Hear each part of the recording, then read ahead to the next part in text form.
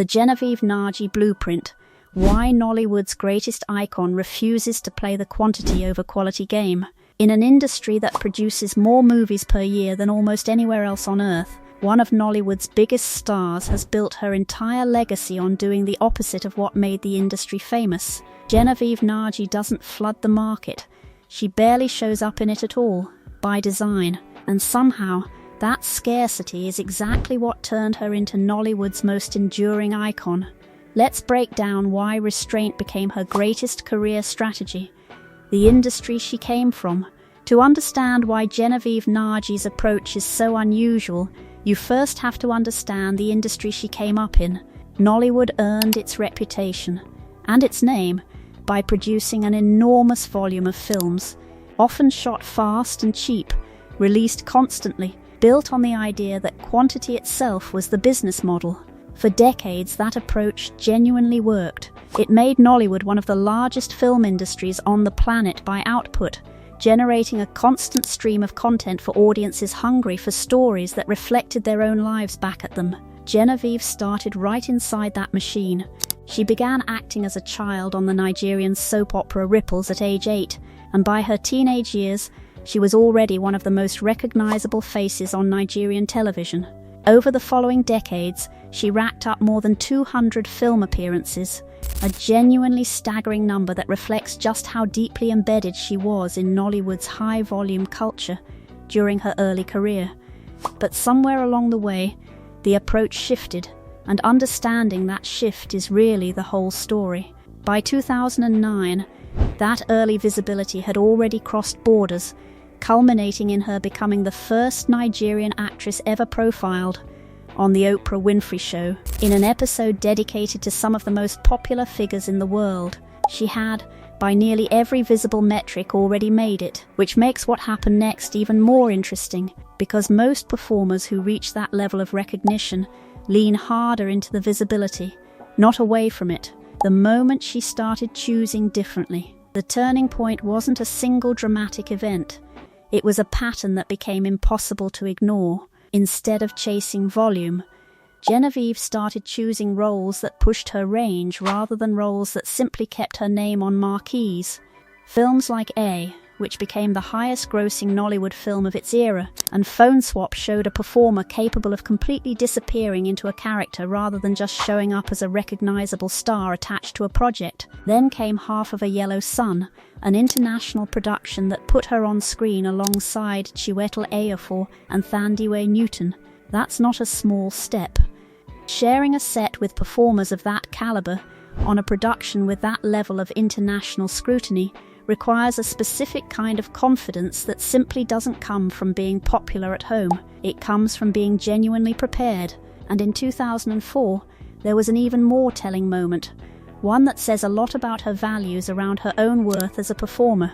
Genevieve, alongside a group of fellow top Nigerian actors known as the G8, was actually banned from working for a period after the group was accused of charging excessively high fees for their appearances. Whatever you make of the specifics, it's a striking data point. Even early in her career, she was already operating on the belief that her time and her craft deserved to be priced and treated differently than the industry's high-volume norm. The Lionheart moment. If there's one project that crystallizes Genevieve's entire philosophy, it's Lionheart. In 2018, she wrote and directed the film herself, a major step beyond acting that put her creative vision, not just her screen presence, at the center of a project for the first time. The results weren't just well received. Lionheart became the first Nigerian film ever acquired by Netflix, a deal that fundamentally shifted the conversation around what Nollywood could achieve on a global stage.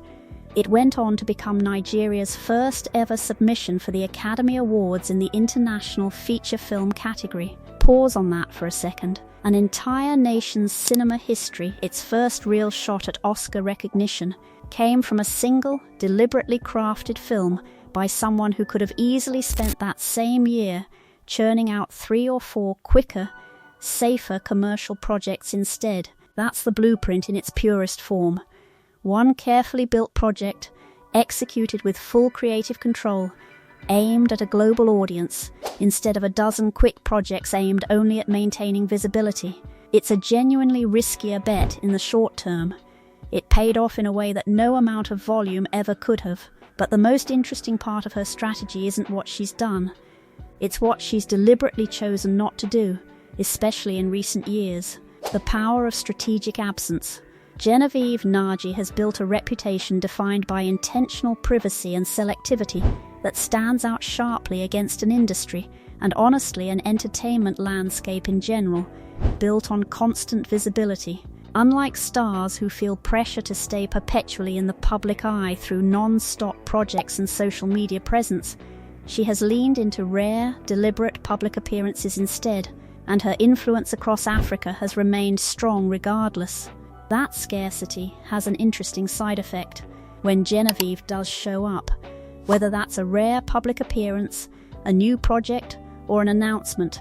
It actually registers as an event rather than getting lost in a constant stream of content. Her recent casting in the Bubasa drama Wahala, an adaptation of Nikki May's novel alongside Kush Jumbo and Adeleo Adedayo, generated exactly that kind of reaction, treated as genuine news rather than just another credit added to an already crowded rusum.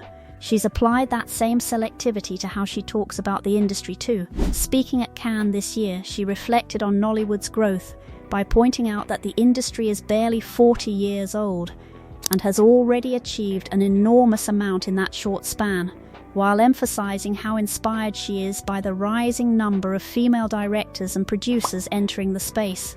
That's not the language of someone chasing headlines.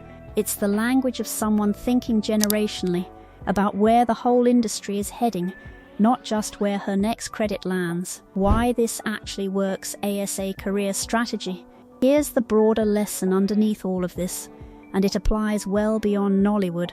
In any industry built around constant output, whether that's film, music, or content in general, scarcity itself becomes valuable precisely because it's rare. When almost everyone is producing constantly, the person who slows down and only puts their name on projects built to last stands out simply by not participating in the churn. Genevieve Nnaji didn't become an icon by being in more things than everyone else. She became one by making sure that when her name was attached to something, audiences trusted it meant the work would actually be worth their time. That kind of trust doesn't come from volume. It comes from restraint, repeated consistently, over decades, until an entire industry starts treating your name as a mark of quality rather than just another familiar face on the poster. It's worth remembering that this only works because the foundation underneath it is real. Genevieve isn't scarce because she lacks options. With more than 200 credits and a reported net worth estimated between $10 and $15 million, she's long since proven she can work as much as she wants, on her own terms. The scarcity is a choice built on top of established credibility, not a substitute for it. That distinction matters, because restraint only reads as intentional when the talent and track record behind it are never in question, and it's a lesson that scales far beyond Nollywood or entertainment entirely. Whether you're building a personal brand, a business, or a body of creative work, there's a version of Genevieve's strategy available to almost anyone. Prove your capability first, then let scarcity do the work that constant output never can. That's the real blueprint. Not doing more, but making sure what you do actually matters, every single time. If you enjoyed this breakdown of how one of Nollywood's biggest icons built her career on her own terms, subscribe, because I'll keep covering the strategies behind the stars actually shaping African cinema. Thanks for watching. I'll see you in the next one.